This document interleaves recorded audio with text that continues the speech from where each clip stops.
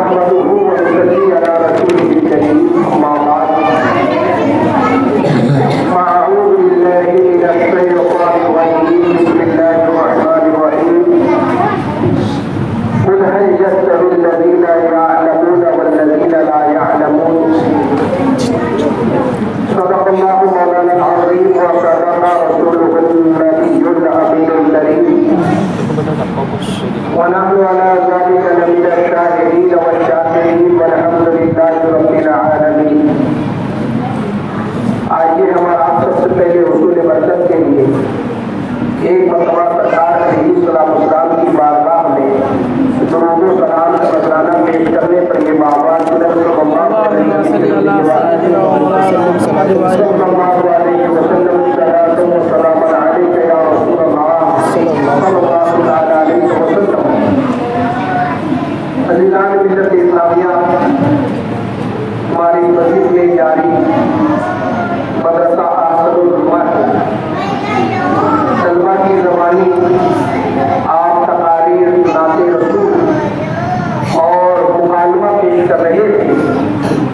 بڑے ہی پیارے اچھے انداز میں انہوں نے اپنی باتوں کو پیش کیا. ساتھ ہی ایک مختلف چیز انہوں نے مکالمے کی شکل میں اصلاح کے طور پر پیش کی ہے کہ دین کی تعلیم سے متعلق جو ہمارے اپنے لوگوں کے ذہن و دماغ میں خیالات کی قسموں سے جنم لیتے ہیں، پیدا ہوتے ہیں کہ ہمارا بچہ اگر حافظ بن جائے، عالم بن جائے، دین کا مبلغ بن جائے تو پھر وہ کمائے گا، کھائے گا کیا؟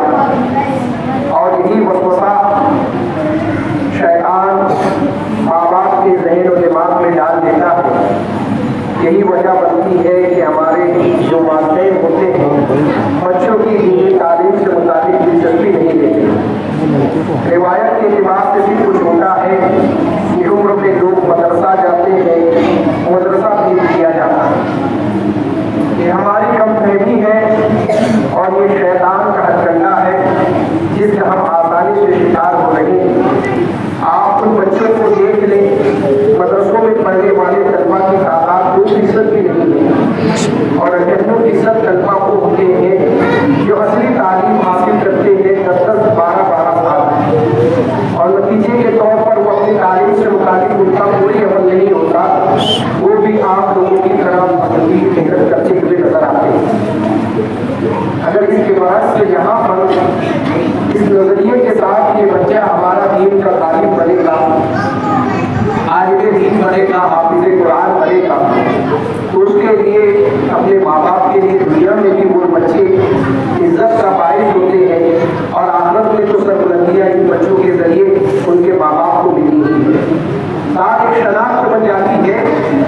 یوں ہماری پہچان عام سے فرد کی ہوتی ہے، لیکن اگر ہم نے اپنی اولاد کو حافظ بنایا، عالم بنایا، قاری قرآن بنایا، تو جب اب ہمارا گزر ہوتا ہے یا کسی محفل میں جانا ہوتا ہے، لوگ ہمیں عزتیں دے رہے ہوتے ہیں، کہہ رہے یہ دیکھیے فلاں حافظ صاحب کے والد صاحب ہیں، یہ فلاں عالم صاحب کے مفتی صاحب کے چچا جان ہے، ان کے دادا جان ہیں. عزتیں تمہیں کس بنیاد پر مل رہی ہے؟ اس لیے کہ تم نے اپنے بچے کو علم دین سے آراستہ کیا. عزیزان ملت اسلامیہ، آج دین سے ہماری جو دوری ہو گئی ہے اور دینی تعلیم کو جو ہم نے دوسرا درجہ دے دیا ہے، یہی وجہ بنی ہے کہ ہم بہت ساری پریشانیوں کا شکار ہیں. ہمارے گھروں کا بلکہ ہر گھر کا ایک نظریہ بن چکا ہے کہ آپسی انتشار کا شکار ہے، خاندانی شیرازہ بندی یہ منتشر ہو چکی ہے. آپ دیکھیں کہ انسان اس کے ساتھ ساری ضروریات ہیں، اس کے ساتھ روزی روزگار لگے ہیں، ہر کاروبار لگا ہے اور انسان اللہ رب العزت کی بندگی عبادت اپنے مقصد حقیقی کو چھوڑ کر مکمل توجہ کی جانب دیتا ہے. ہم ترتیب کو ہم قرآن کریم میں دیکھتے ہیں کہ ہمیں اس چیز کو پہلے اہمیت دینی چاہیے. اس حوالے سے جب ہم نے کلام پاک کا مطالعہ کیا تو رب کائنات نے ہماری رہنمائی کرتے ہوئے یہ ارشاد فرمایا حضرت آدم کی تکلیف سے، کیونکہ انہیں کے ذریعے ساری انسانیت چلی ہے، سارے انسان دنیا میں آئے ہیں کہ اللہ رب العزت نے چونکہ حضرت آدم علیہ السلام کو دنیا میں آنا تھا، آپ کے ذریعے انسان इंसान की नस्ल को चलना था, तो जाहिर सी बात है कि इंसान के साथ तो ये तमाम चीजें लगी हैं, रोजी रोजगार लगे हैं, घर के उमूर लगे हैं, तो ये भी जरूरत से शामिल है। लेकिन उससे बढ़कर जो सबसे पहली चीज किसी इंसान के लिए जरूरी होगी तो अल्लाह रब्बुल इज्जत के ऊपर ये भी है कि वो अल्लामा आदम अल अस्माअ कुल्लहा, कि हमने हज़रत आदम अलैहिस्सलाम को तमाम चीजों के अस्मा का इल्म दिया, तमाम चीजों के अस्मा सिखा दिए। तो रोटी कपड़ा और मकान से पहले अल्लाह रब्बुल इज्जत से हज़रत आदम अलैहिस्सलाम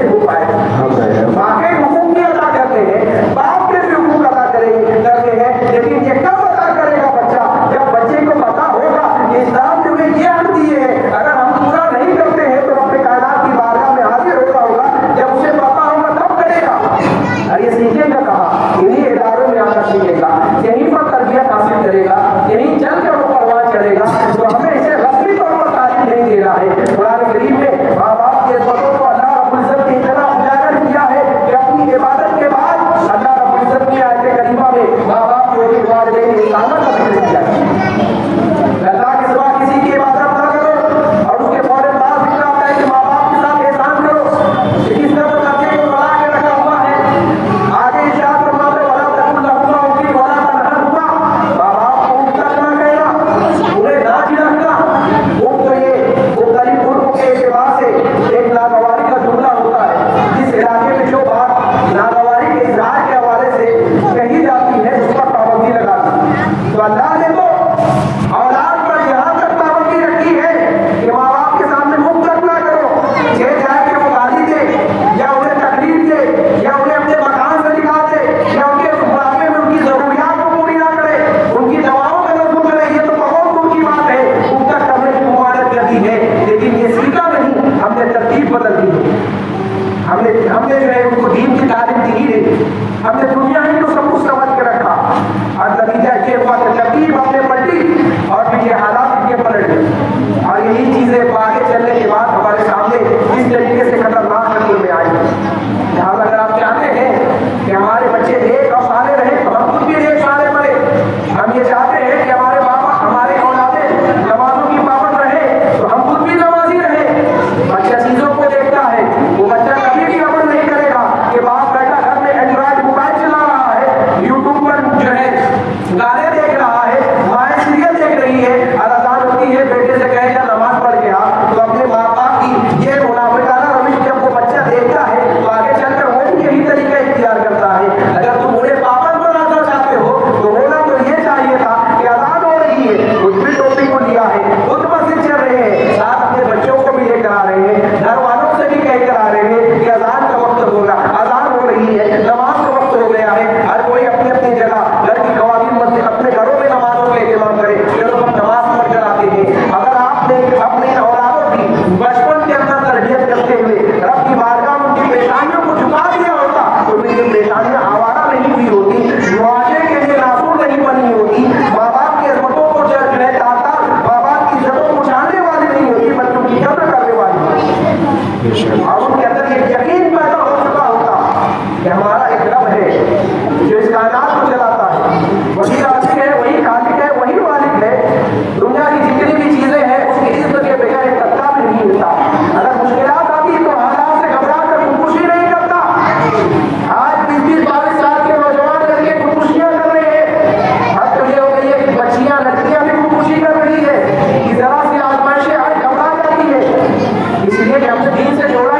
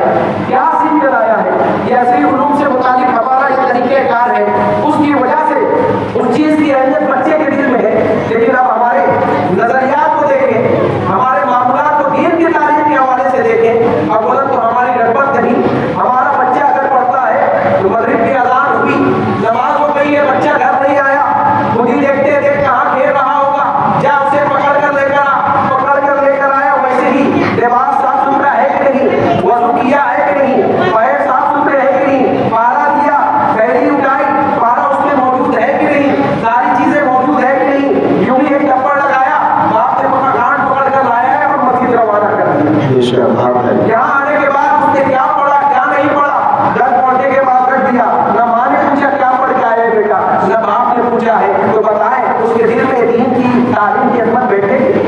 وہ تو اسے یوں ہی رہے گا روایت کے طور پر، جب تک پڑھنے کی عمر ہے کام دھندے کے لائق نہیں، پڑھتا رہے گا، اور جیسے ہی قرآن شریف ختم ہو گیا اس نے اتنا ہی سمجھا ہے کہ بچپن میں جانا ہے، قرآن ختم ہو گیا بس یہیں پر ختم، ابھی زندگی میں کبھی نہیں اٹھانا۔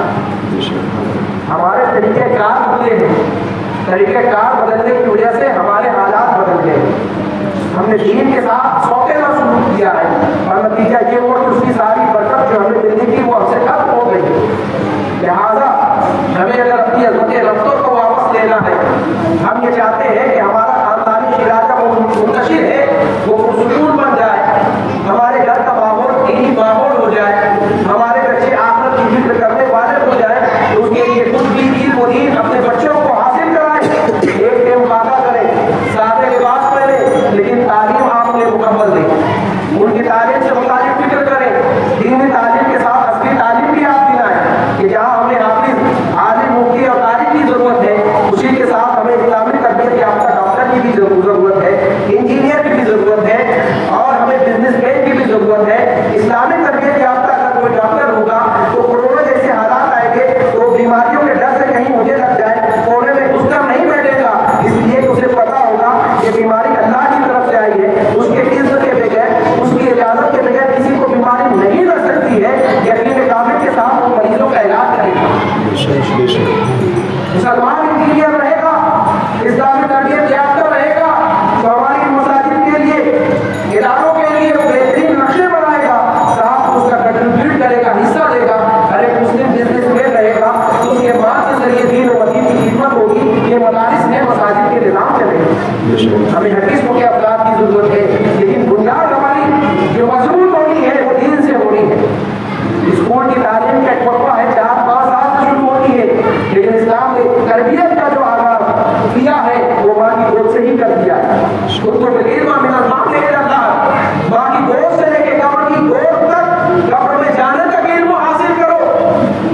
اگر ہم ہمارے گھر کے بڑے بزرگ افراد یا ہمارے نوجوان مصروفیت کی بنیاد پر یا ماحول نہ ہونے کی بنیاد پر قرآن کا علم حاصل نہیں کر سکے، نماز کا طریقہ نہیں سیکھ سکے،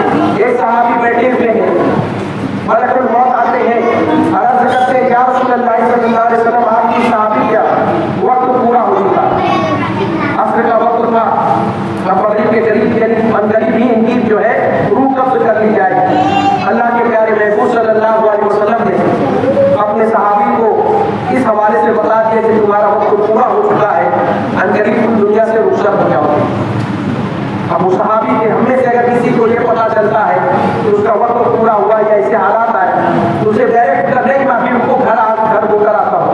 किसे क्या क्या लेना है, क्या क्या देना है वो बता देना है, देना तो जाने दो, किसे किसे क्या क्या लेना है वो बता दो। बीवी बच्चों से मैं मुलाकात कर दूँ, उसकी फिक्र उसी जानिब होती है। जबकि नजरिए के हवाले से, रोजी रोजगार के हवाले से हमें फिक्र करने का हुक्म ही नहीं दिया गया है। राज़िक तो खालिक कायनात है, हर किसी के रोजी देने वाला अल्लाह रब्बुल इज्जत है, असबाब से जोड़ के रखा हुआ है। हमें तो अपनी फिक्र करने के लिए कहा गया है।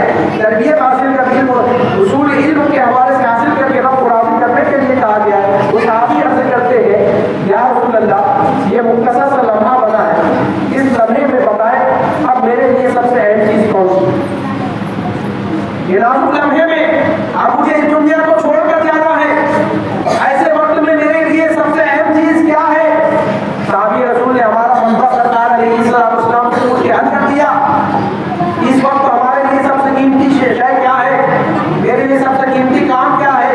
तो अल्लाह के प्यारे महबूब सल्लल्लाहु अलैहि वसल्लम ने इरशाद फरमाया, फस्तकर बिल इल्म, इल्म सीखने में तू मसरूफ हो जा। सुभान अल्लाह, सुभान अल्लाह। किसी चीज का हुक्म नहीं दिया, इल्म सीखने का हुक्म दिया। फिर उसी हदीस की तरफ पढ़ते हैं कि इल्म सीखते हुए अगर इंसान दुनिया से रुखसत होता है तो शहादत के जरिए से सरफराज होता है। सुभान अल्लाह, नारे तकबीर, नारे रिसालत, नारे आला हज़रत, नारे तकबीर, नारे रिसालत। अभी तो रब का फज़ल है कि उसूल इल्म की राहें आसान हो चुकी है।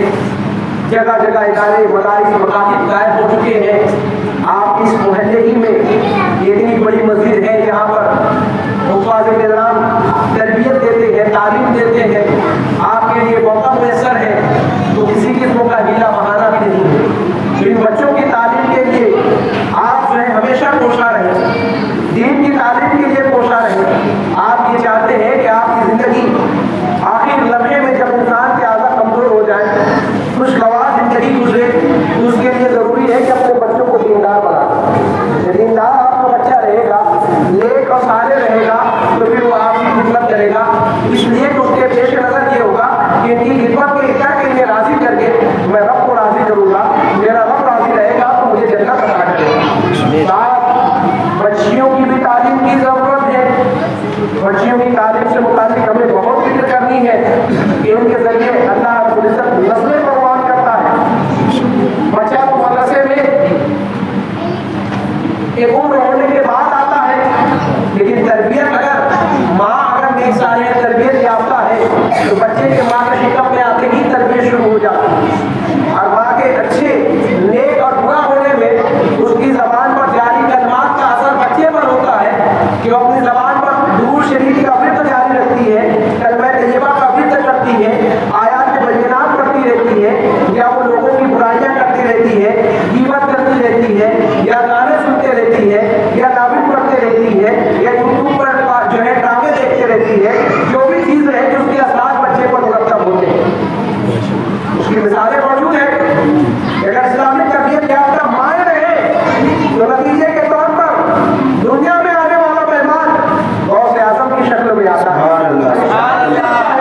जब मकतबे में पढ़ने बैठता है, अलिफ से पढ़ने का वक्त शुरू होता है तो 15 पारे जो है ज़बानी हिफ्ज़ सुना दिया है। कैसे सुनाया है, याद कहाँ से किया है? आज तो मदरसे का पहला दिन है, कहीं मदरसा भी नहीं गए हैं तो कहा कि मेरी वालदा हाफ़िज़ा थी, जब अपनी माँ के शिकम में था उसकी तिलावत किया करती थी, दिन भर अपने काम भी करती थी, तिलावत भी करती थी, वहीं मैंने सुनकर याद कर दिया।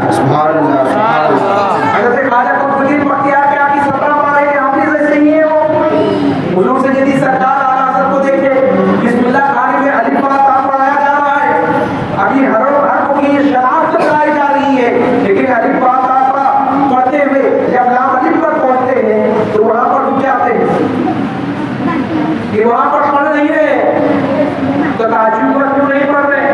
उस बच्चे की ज़हनियत को देखिए जो इसका पहला दिन है, जिसे अभी हरफों की तारीफ कराई जा रही, बताया जा रहा है इसे क्या कहते हैं।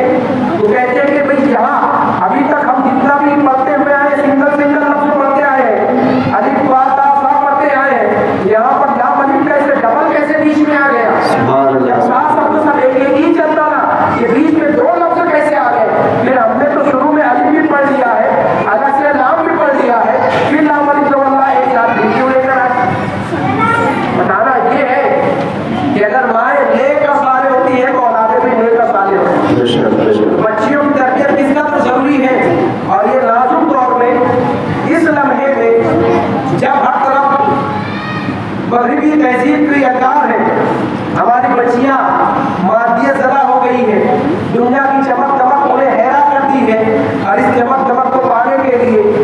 ماں باپ کی عزتوں کا بھی خیال نہ کرتے ہوئے ارتداد کا شکار ہو جا رہی ہے. چند قسموں کے کچھ انہیں نفع دے دیے گئے, انہیں موبائل دے دیا گیا, نقد کی شکل میں کچھ پیسے دے دیے جا رہے ہیں, غیر مسلموں کے ساتھ شادی کر لے رہی ہے, کورٹ میں جا کر نکاح کر رہی ہے. عزیزان ملت اسلامیہ, اگر ہم نے اسلام کا حسن انہیں دیا ہوتا, یوں تو ہے بس مذہبوں سے گھن آتی ہے, نفرت ہوتی ہے, یہ جائے کہ غیر مذہب کے حوالے سے ہمارے اندر محبت آئے. عزیزان ملت اسلامیہ, ہماری بچیاں کیسے ادھر پہنچ جا رہی ہیں؟ وجہ یہ ہے کہ ہم لوگ کی اسلامی تربیت نہیں تھی. لہٰذا اس نازک دور میں ان کی تربیت بہت ضروری ہے, ان کے علم کا خیال رکھنا ضروری ہے. جس طریقے سے جہاں پر نظم نہ ہو, تو جیسے ہم ٹیوشن لگاتے ہیں, کلاسیں لگاتے ہیں, ہمیں ایک سرمایہ پیسے کا ہمارا ایک مزید زیادہ سرمایہ ہم ٹیوشن لگا کر اپنے گھر پر ان کی تعلیم و تربیت کا نظم کریں. آپ دیکھیں کہ یہ ڈھیلے بہانے ہوتے ہیں, آپ